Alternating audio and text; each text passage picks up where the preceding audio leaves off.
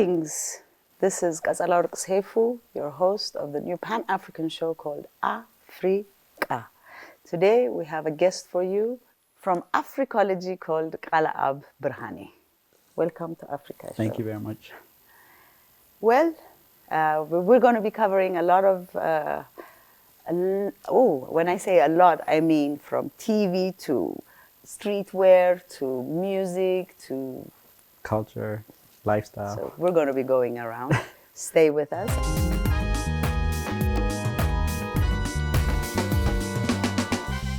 Okay, so Qala'ab. Yes. I read that you lived in 3 different African countries, starting from Ethiopia.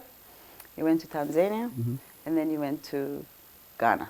The opposite. The opposite. So it was Ethiopia, Ghana, and then Tanzania. Okay, so I want you to describe how that experience was. Sure. And also maybe why did you actually go from Ethiopia to Ghana, and then how did you get to travel?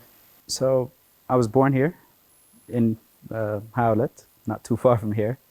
So from when I was born to the age of 7, I was in Ethiopia, and then I was fortunate enough to have my parents work for the United Nations. Mom worked for UNICEF for 30 years. She's retired now. My dad did ECA, UNDP, name it, you know. So they're seasoned vets and given to people. So yeah, me and my siblings were fortunate enough to have moved to Ghana. I was at the age of 7. I'm the youngest of 5. And I clearly remember moving from Ethiopia and being terrified because I had just started learning Amharic, didn't know too much English, and I got picked up from here and went straight from kindergarten to 1st grade in Ghana. And you had to know English. And I was clueless for a little while, but I had really great teachers whom I'm good friends with their kids, and you know, we still keep in touch and what have you. So when I moved to Ghana at the age of 7, that's like the age that you really soak in a lot of good things, you know? So I got acclimated to Ghana. I even had a Ghanaian accent, used to speak Pidgin English and what have you. Yeah, I was there from 1st grade to 10th grade, and that would be 10 years. That was 88 to 98. So my formative years were in Accra, Ghana. Used to live in an area called Labwani. How was that experience? It was an amazing experience. It was an international school that we went to. So at an early age, you know, I had friends that were from Germany. I had friends that were from China, friends that were from Ghana, Lebanon, name it. We were just kids, you know, getting used to each other's cultures. We used to go to people's houses. One of my really good friends that used to live right down the street, Ramsey, I had one of our aunts was living with us and taking care of us as well. And she used to make shiro and injera and what have you on Sundays. And they would die for it. You know? Ramsey was a regular with shiro, and he used to crack me up. And he loves the word net alachama because, you know, when we used to misbehave, my aunt used to be real good at throwing it and slinging it away. So anytime he messages, he's like, "Hey, net alachama, how are you doing?" Wow. You know, so it's your nickname. It was, yeah, well, you know, it was a cohesive culture clash in a good way.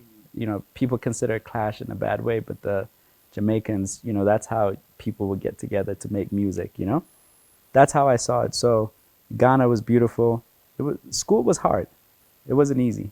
It was the British system, IGCS. I think at one point it was the IGCS, and they changed it to IGCSE and what have you. But I was lucky enough at when I got to 10th grade, which is Form 2, we got word that we were moving to Tanzania. And it was an American school. Me and my brother were really happy about that, you know, because if we had stayed, we would have had to do lower 6 and upper 6 and the whole British system. And it was just like, and it was, to be honest with you, this is an African show, right? So can I speak? Please do. All right. This is the problem I had with that school. Most of the stuff that we learned was about Napoleon and the British Empire and what have you. And I remember sitting in class, in history class, just getting kind of confused, like, figuring out where's the African history, like where's Ethiopian history or Ghanaian history. It was hidden from us, to be honest with you. Not really hidden, that was the curriculum. That's what they abided by. We went through it. We learned a lot. I'm not taking anything back from it, but I wish we, as Africans, had learned a lot more about Africa, you know? That was the upbringing in Ghana. And then moved to Tanzania. Yeah, so Tanzania, so like I said, I'm the last one out of 5 siblings. So around 96, I think, my oldest sister moved to college. And then my second sister was, I think, in 97, somewhere around there. You know, age is nothing but a number right now, you know, so I forget. Especially at this age. Especially, yeah. So yes, they both moved, and then the third one, which is my brother, he moved in 98, and then it was just my immediate older brother, myself, and my mom. And then, by the way, just to make a quick reference about the way my parents sacrificed themselves for us, when we moved to Ghana, we lived with my dad. And my mom was working in Kenya at that time because she was positioned there. So it was a lot of, you know what I mean? Back and forth. Back and forth. But then when my dad ended up moving to Cambodia and then moved back to Ethiopia, she moved to Ghana. You know what I mean? So they kind of gave us a consistent education. That's probably why she came back. So absolutely, yeah. I even think at one point she even had that she had to lower her pay grade and what have you to make that switch. Yeah. So we're very lucky. You know what I mean? I hope she knows that. Then Ghana is beautiful. Like I said, beautiful culture, arts, very vibrant, beautiful people. And do you think that's where the vibe came from? The vibe to Africology, absolutely. The vibe to what you are doing now? Ghana plays a huge role. And you know why? When we were kids, what Davido and Burna Boy are singing in Ghana will say pidgin or broken English. You know what I mean? Our teachers used to crucify us. They used to say that was, pidgin. They would say that's the language of vagabonds, as they would put it. And I remember getting annoyed by that, right? But then years later, you have Burna Boy winning Grammys speaking pidgin, which I understand everything he's saying. It resonates, you know? But yeah, going back, so from Ghana, 98, we moved to Tanzania, which was another shock. Knew nothing about Tanzania at that time. Go ahead. Sorry, I apologize for cutting, but I wanted you to tell us the difference between Ghana, because when you think of Africa, even though, you know, I always think we're all the same. There are maybe certain things that might be different, but in the way we live, it's pretty much the same. Or is it not? It's different. Okay. It's different. It is. West Africa and East Africa is completely different. Let's talk about just simple things like the coast of West Africa doesn't have blue waters and white sands like Tanzania and Kenya does, right? That's just one simple difference. Food, it's different. Maybe with fufu and ugali might have similarities, but say if you were to make kebabs in Ghana and Nigeria, it's suya powder they use, which is peanuts and peppers all mixed together, and it's a very different palate, taste-wise. You go to Tanzania, it's more, they call it mishkaki, which is more, the meat is marinated in a different way, and you're not going to get that suya taste. You know what I mean? So these are just simple, but then Tanzania is beautiful. It stole my heart. 98, I'm not going to lie. You know what I mean? 10th grade. Actually, no, 11th and 12th grade. So you were about what, 15, 16? Somewhere around. Yeah, I'm trying to figure out my age. No, I'm just trying to see from what, you know? Yeah, no, so depending on how old you are, when you go to a new culture, sometimes you're acceptant, sometimes you're excited, sometimes you're completely closed off. So let's just say Tanzania is where I learned a lot of bad habits. You know? Acceptable. Bad and good habits, you know? Yeah. That's where we learned a lot. Okay. Got into trouble a little bit more in Tanzania than I did in Ghana because, you know, in Ghana, we're playing basketball all day, you know, and then we're hanging out on the street that we grew up in and we're riding bicycles and what have you. Tanzania, learned how to drive. My mom taught me how to drive. She was out the house a little bit more frequently. Okay. So me and my brother had the freedom to grow up by ourselves in some ways. We also had an aunt living with us, but, you know, she just made sure we were fed and, you know what I mean? Everything else was on us.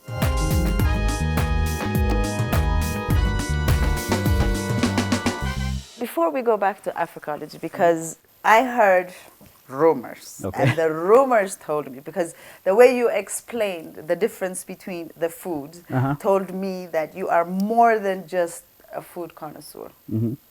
I heard you were a chef also. I don't like that word chef. Okay, I know where you heard it from. I know where that rumor came from.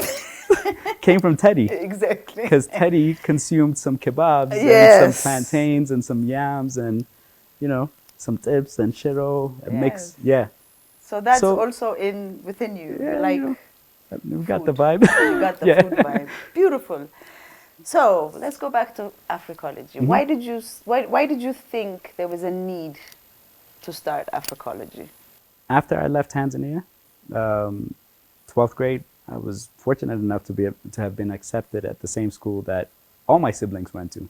As a matter of fact, it was a shortcut. When I got accepted there, I didn't even apply to other schools. And they even gave me some kind of like $3,000 discount, like scholarship or some situation. So I grabbed it and went there. But when I went there was a thing called culture shock, you know, because if you remember earlier, I told you when our upbringing was with kids from all parts of the world all together. America's a little segregated, to be honest with you, and that's the reality of it, you know? So I would witness things, stereotype. I had dreads. Do you have X, Y, and Z? You know, all those things were like thrown, association or what have you. But in Amharinya, they say "Ilhazing" to prove them wrong, you know? So as I was growing up, I realized that the African culture wasn't celebrated. You know, our school was in Norfolk, Virginia. There was a little bit of Ethiopians here and there, a few Ghanaians, but, you know, everything is in cliques. So there's no representation. And growing up with both parents being in the United Nations, I aspired to go into the UN. But then when I realized what it stood for, took a step back, and then they wanted a master's degree, which I was not interested in doing either, you know? So Africology is our version of the UN without the politics. So music, lifestyle, and culture, no religion, no politics. And that's how we've been doing it for the past 11 years, you know? So. And it's obviously working. It's working. It's a hard battle to travel, by the way. This is the life of a self-employed person, you know? A lot of sacrifice, a lot of letdowns, a lot of ups and downs and what have you, but we're still here. You know what I mean? So we have a purpose. So the need to start Africology was? Okay, so after I moved from Virginia, I remember I moved to my parents' place in New Jersey, and that was the invitation from my mom because I did marketing and management in Old Dominion University. And let's just say one of the interviews didn't go too well. There was a racism situation going on. I had gotten interviewed.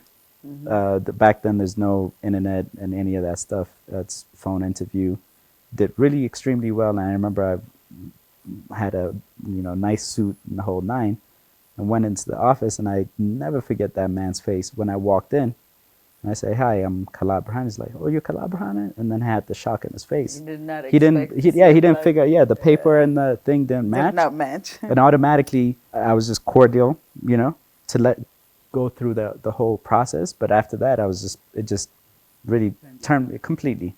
And then I vowed that I would not go into corporate world after that. But I did an internship for 3 years with Marsha McLennan, which is a risk and insurance management firm. Had to tie my hair back all the time. This was an internship during college, so I knew it wasn't for me. So when my mom said, "Hey, you know what?" She was working in New York City at that time, lived in Brooklyn, Manhattan, Brooklyn, and then moved to Jersey. And unfortunately, at that time, in 2001, my dad had a stroke as well. So it was a good opportunity for me to be there while she was working to kind of take care of things and spend time with them as well. So when I moved into Jersey, I got an internship with VP Records of all labels. You know what I mean? So that's why. And when I moved there, it was all Caribbean related. And I remember I used to talk to Randy especially more than Chris. But I used to always represent Africa. I said, this is the future. Do something. Let's do something or what have you. But they mostly concentrate on Caribbean, the island, mostly soca music, reggae, calypso, and what have you. Didn't work out. So when I left there, that's when I became self-employed pretty much. And I was doing consulting work for clothing lines. That's when I started managing Meta and the Cornerstones. Sirac, my partner, that co-founded Africology, introduced me to Meta and the rest of them.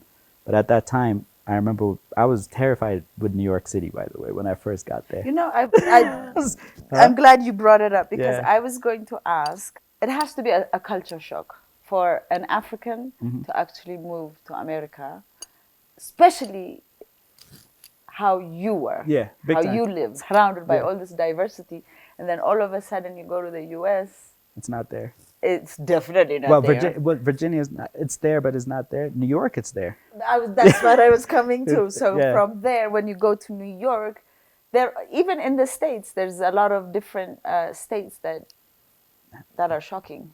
Yes, yes, absolutely. You know what I mean? So as an African going there, how were you perceived? How did you perceive it? And how did it make you feel? The racism, that is. You know what? Okay. I always turn a blind eye to that. Okay, good. You know, intentions. What's inside you shows in your face. All right. When you get pulled over and you have nothing to hide. I mean, I've been in bad situations, don't get me wrong. I've been in bad situations, but majority of the time, it's Memphis, spirit, the prayers from grandmothers and parents and what have you that takes, literally, you know. Certain things, sometimes I would be in situations and it just comes to you and somehow, some way you just kind of get out of it, you know. But I think the most important thing about New York and how I started Africology with Sirac was, Sirac at that time was doing a thing called The Mic Goes Global. And Andrew and somebody by the name of Belen Siyum, who I grew up with in Tanzania, grew up with her in Ghana. We're family, like we're not blood related, but we're family. Yeah. She's like, hey, there's this really cool guy, Sirac. I got to introduce you to him and what have you. And she was in New York at that time. She's like, let's go to the LES. I'm like, what is LES? Like, what are all these abbreviations? Like, Lower East Side. And I was like, I got a whole lot to learn. I just came from, slow Norfolk, Virginia. So I went to the first show I ever went to with them was K9. Wow. Yeah. Mercury Lounge or somewhere in that area. That's when things started kind of brewing up with the sentiment of Africa for me. But then when I started going to different places, the Ghanaians would have party in the Bronx and they would be the best. But there wouldn't be, we weren't together, No, you know? It's not like when it was in Ghana. No. Everybody's segregated. Yeah, everybody has their own thing. group. And no pun intended, they're doing their thing and it's all good. But we wanted something together. So spoke to Sirac and he had the similar feeling and sentiment. And we brainstormed for a couple of times. We spoke about working together. And we didn't work together until I started managing Meta. When I started managing Meta, I got familiar with clubs and venues and all the different intricate details with New York, driving skills, name it, And then I think it was when K9. It's weird with K9, right? The second time his album release party again on Remington Street, I forget what club it was. I was sitting there, and all of a sudden, the name Africology came to me.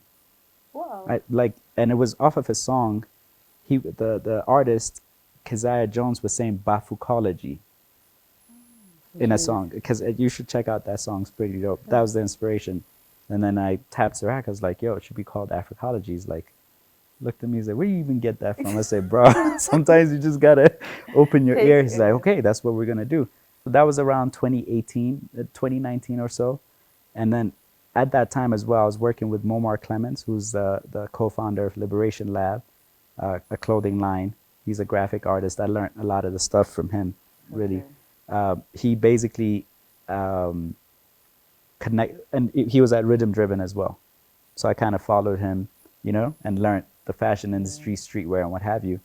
We ended up getting a studio together in 2019. And I remember the address, 10J Street in Dumbo, down under the Manhattan Bridge is what they call it, where most of the creatives lived. Busta Rhymes used to live not too far away. We used to see him in his fancy car once in a while and what have you. Wow. So it was a very inspirational spot. So we anchored down there. We created the first logo, created a bunch of different things and what have you. But we were young. We didn't even know what we were doing. this thing started as a passion. You're just so open. Open with it. We just like ran with it. So events, TV, radio, like if you look at all our brainstorming sessions, you know, you'll see just things scattered around, you know. But then that started developing into a business. We registered it as an LLC, you know, registered the domain name and what have you, and the rest is, you know, history, as they say. Like the Senegalese guy would do with his hands. Exactly. And now that you said Senegal, we're going to go to Senegal. I'm cool with that. We're going to do Meta and the Cornerstone. Now, Meta and the Cornerstone, I don't remember what year it was, but they came here. They did. So were you guys involved in that event? So Sirac is the one that put that whole thing together. Oh. At that time, I had stopped managing them. Okay. But then we're all friends, we're all family, and it was Tizita Festival? Tizita Festival, that's right. Exactly. They got invited to do that. I unfortunately was stuck in America. I didn't even come, but Sirac brought them here. Okay. And it was a beautiful thing because he was the one that introduced me to them. And Meta loved it here. Yeah, because I actually got an opportunity to interview him Nice. back then too.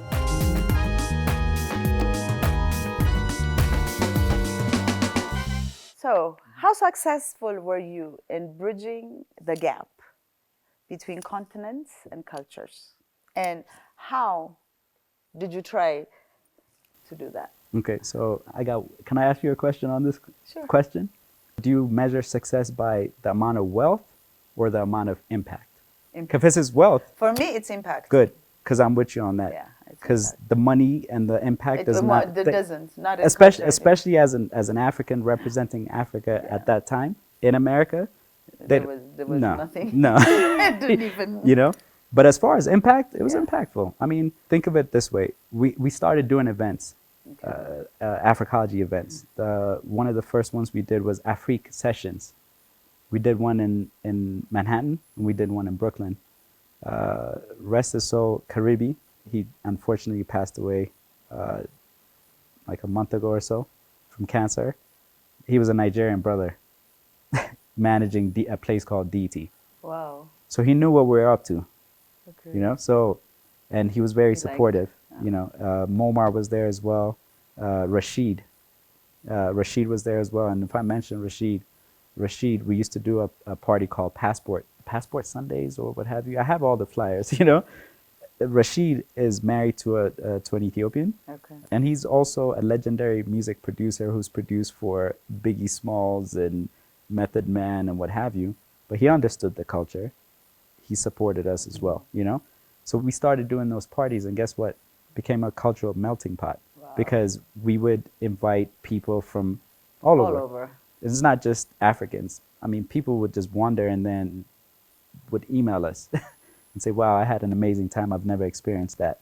Nice. So we continued that, and, you know, we did the events there. And then fortunately enough, Sirac also DJ'd at Summer Stage a couple of times, opened up for Alpha Blondie, I think Teddy Afro as well. So we started, you know, placing our faces in these familiar places.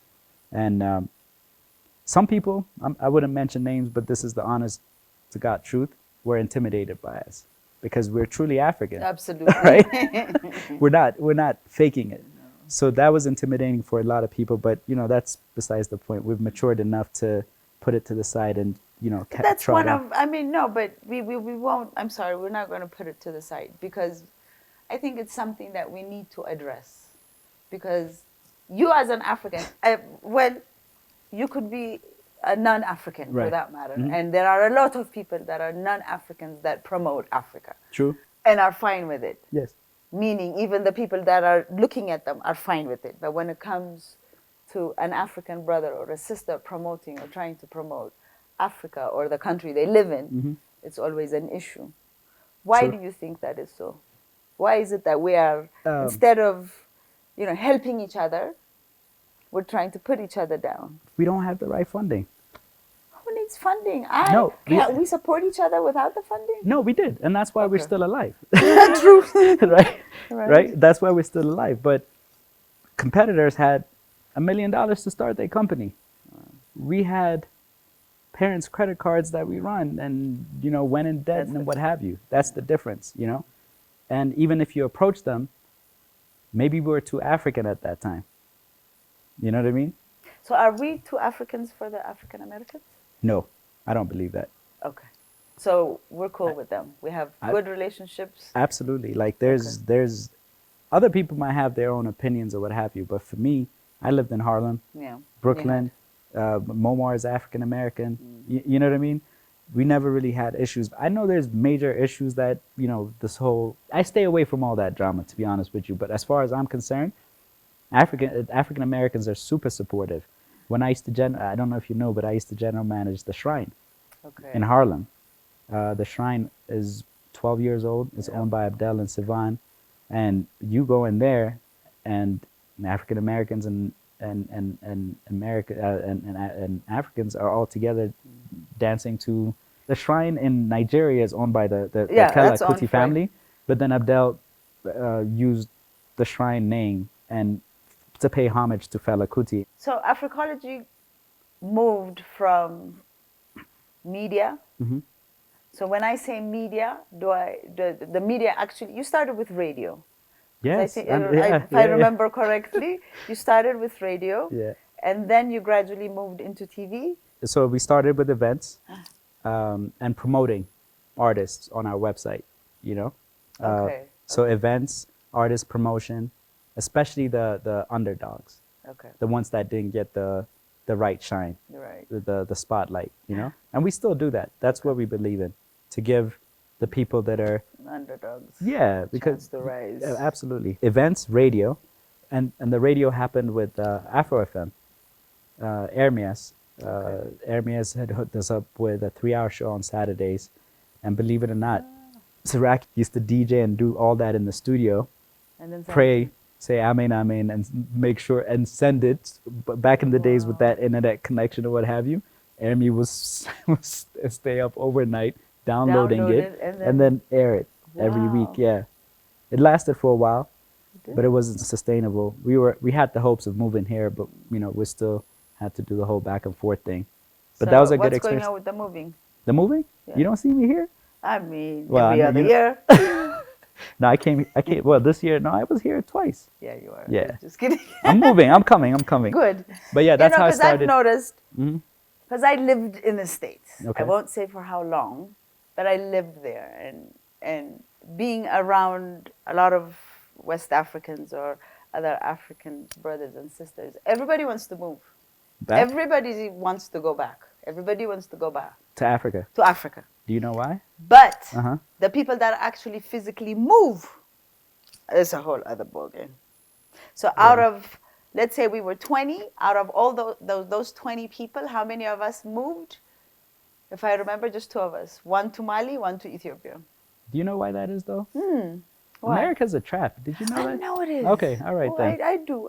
The whole credit system, the whole... I know. They trap. You get sucked in. You get sucked in. Yeah. And, you know, think of it as layers and layers. You have to unlearn. Yeah. So the process takes a long time. I've been there 22 years. We're 2022, right? It would be 22 years that I've been in America, believe it or not, you know? We have to unlearn all the things that we learned and finish the drink they gave us, be it Kool-Aid or water. Whatever it is. And once the cup is empty, then you fill it some more. Wow.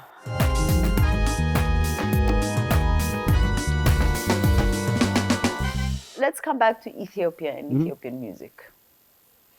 Where's Sirac? He's in the States.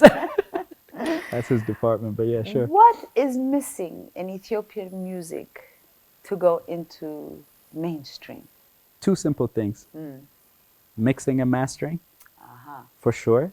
Okay. The most basic things that you would need to compete with the rest of the world. Yeah. You can't have exceptional music and have a bad mix on it or a bad mastering, because people have smartphones and what have you and all these fancy speakers and all that. I mean, you need to hear sound coming from the left and the right, and no. Abagaz, the only brother that's here, you know. That knows how to mix. Yeah, but we need more of that, that's for sure. But yeah, that's the thing. That's 1. Yeah. So mixing, 2, mixing, mastering, we could put it together. Record labels. We need more record labels. And when you say we need more record labels, do we even have one? oh yeah, record label? we do have one. I'll be Can you happy please to tell tell you me? who they are. Who are they? Mido Records. Mido Records. Yes.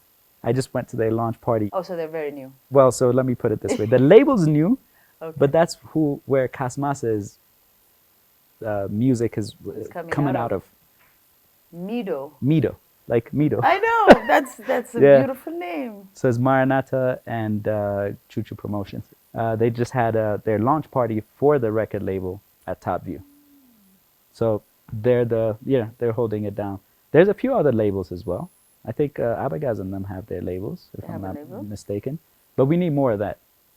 So what does it take to have a label?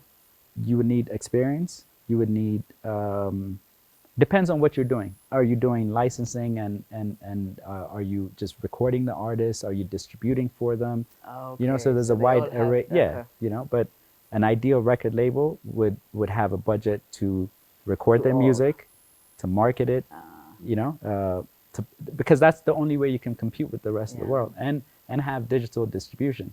A lot of times what happens is Ethiopian musicians will have the best albums, like there's a reggae musician that has like an amazing album that no one's really heard of. I forgot the brother's name. I'll get to it.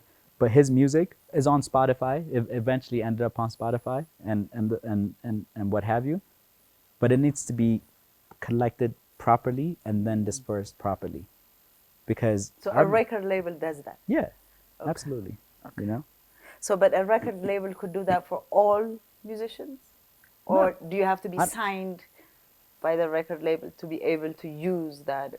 It depends on how you set it up. So we're working on Africology Records. Yeah. And the way we're I don't want to sell myself too fast, but I don't care. You know, it is what it is. Somebody want to replicate it, go ahead. I'll support you. You got the money for it. Kalab will shake your hand and say, yeah, yalla, let's go. You know? So the way we're working on it is working with, as a record label, we signed with a distribution company, right? That would disperse everything online. We're talking Apple Music, Spotify, YouTube, and what have you. Okay. So that's on the side. Then licensing is important. Publishing is important. You got to pay attention to those and make sure that the artists that are writing are being compensated properly or they're getting credit points for it as producer and what have you. So that's lacking right now in Ethiopia. Until you sort all those P's and Q's, we can't have a record label because you're going to sign this artist and then maybe he has a sample that he hasn't cleared. Who's in trouble? The record label. Right. Do you see what I'm saying? So there's a lot of learning to do. The industry is not, maybe was born, but it's growing slow. Yeah. You know? So we all have to come together. And that's why I said we need as many record labels as possible. True. It's not just one. So do DJs in the US play African music? Now they absolutely do, and I'm thrilled about it. What you mean? Even Hot 97 plays African music. Nice. Yeah. Nice. Absolutely. So we're not slow. Yeah, slowly. No, now it's fast. Now it's fast. The breakdown is this. Back in the days was Yosundur, Baba Mal, Angelique Kidjo, Muhammad Ahmed, and the rest of them that will come to the Lincoln Center, Summer Stage, and what have you. Now you have Mr. Easy, Burna Boy. Everyone's coming in. Everybody. Yeah. And now African music really is being played everywhere in the world. Burna Boy won a Grammy. I know. Even though I'm not too, is like, even though I'm not too, that's their system. Yeah, I know. You know what I mean? But for him to penetrate that is a blessing for all of us. Yeah, absolutely. And I admire that. So how's Africa perceived in the African Americans? Africa. And then I would like to bring into Ethiopia currently, especially because we are in the news quite a lot. So we spoke about that a little bit earlier when I mentioned the whole Harlem vibe and what have you. Yes. You know, the power of words, the power of sound and all that, people underestimate that, you know? I remember, I don't like to get into politics and what have you, but we got smeared. Let's just put it that way. I was here 3 months ago. I was getting notifications every hour, what have you, like, get out, get out. I'm like, hey. What's going on? Where we at? You know, you know what I mean? Where So, are you? Yeah. So when I was, but I'm happy enough to have been here, to have witnessed what was happening, because if I was there, my heart would have broken. You would not have. Yeah, I would have been depressed about what I was seeing from the other side. So the perception varies in different age demographics, you know, areas. Maybe, yeah, possibly race too. Yeah. But like I said, the Harlem Brothers, and this is a place that I resided in, so I can speak for that. You know what I mean? And they were always excited about anything African related. Of course, we would joke around and what have you, and you know, certain jokes would come around, but it is what it is. You know what I mean? About lions and what have you. But that's just, it's banter. It's not real. Not a lot of people really believe that, in my opinion. If they do, we change their perception before I believe we did. Yeah, we absolutely did. Yeah. You know, So before I get into my last question, I want to talk about streetwear. Yeah. Because when you say streetwear in Ethiopia, we don't know what streetwear is. The name, I've been trying to find the word, I can't find it. Tell us a little bit about streetwear and how streetwear is also connected to musicians. It's a culture. Oh, yeah. So, and I know we're nowhere near that in Ethiopia. Yeah. I don't think so, from what I know, right? No, we're almost there, but I'll tell you. Okay. Yeah. So tell us a little bit about your merchandise also at the same time. And then, you know, I want to talk about these cards. Yeah. So just touch on all the merchandise that you actually, as Africology, are providing. Exactly. Okay, so during COVID, around 2019, when there was no traveling, there was nothing going on, I took it upon myself, spoke to a couple of partners, and I said, yo, nothing's happening. I'm going to anchor down and start Africology shop. They're like, yeah? Yes. We had inspiration from around when we did the interview on Sugar Radio. We had started, remember, we had a few t-shirts, Addis Ababa Rockers, Sound Waves of Africa, and what have you. But what happened at that time was when you print those t-shirts, you have to have physical stock. That's changed now. So we were able to create, so we have African Royalty Pack is the deck of cards. Okay. That's a collaborative effort between Jamhuri Wear, which is a Kenyan brand. Our brother Kimati used to live in New York, used to work for Fubu and all these streetwear brands that we're talking about. He's now in California. So we collaborated with him to come up with something that represented Black people, Black kings and queens. You know what I mean? And this inspiration came from the Ethiopian Airlines deck of cards that were done in the 60s and 70s, which we had one in Ghana. And one day during our brainstorming session, we're like, why don't we do cards with African faces? And then we teamed up with a very good friend of ours, Maro, who does Desita design. So she created these brilliant designs. But the whole concept is not even, we've started, but we haven't fully expanded, because the whole idea is to have the Ethiopian edition, the Ghanaian edition, to team up with different artists to commission them to do the work and have them at gift shops and what have you. So I'm glad this is a great opportunity for me to have come over here to speak about them, because not a lot of people know about this. But I'm working on having them printed here, but God willing, inshallah, you know? It's a lot of setbacks. But going back to streetwear, like I told you, 10J Street is where my experience with streetwear came. There's companies called 10 Deep. 10 Deep is the best example I can give you. We used to go to Project and Magic trade shows, and people would have booths and would have t-shirts and jeans and shoes and what have you. And that's how streetwear got big. And you know who got, in my opinion, streetwear got big from the African or African-American culture? The Japanese. Oh, wow. The Japanese, when I was working at VP Records, I transitioned from VP Records to Rhythm Driven Clothing, which is a clothing line that was started by Miss Pat. I used to do marketing and sales for her. So when we used to travel to those shows, we would have samples a season ahead, and they would order. Once they ordered, would deliver, and that's how, in my opinion, streetwear kind of got famous.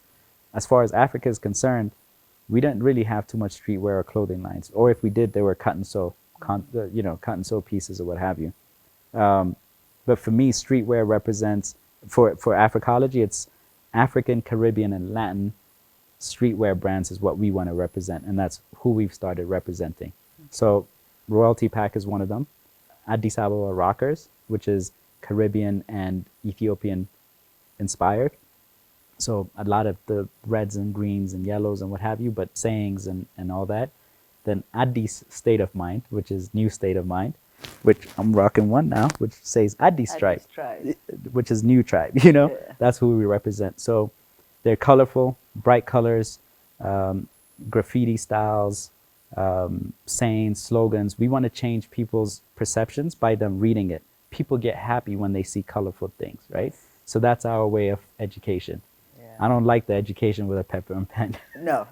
You know, there are other brands, but you can go through the website. I don't want to discredit them, but there's Kushneta, there's the Healing of the Nations, there's Africology clothing, there's Africology collaborations, which is important because a certain percentage of proceeds goes to the communities in Ethiopia. Oh. I just came from Lalibela. Okay. We have a 43,000 square feet piece of land that's cultivating teif. That's supposed to feed the people around there. They have an aqua feed water situation there as well. So we're going to dig it out for them, get funding, and that could up to 400 people in Lalibela can drink clean water from there.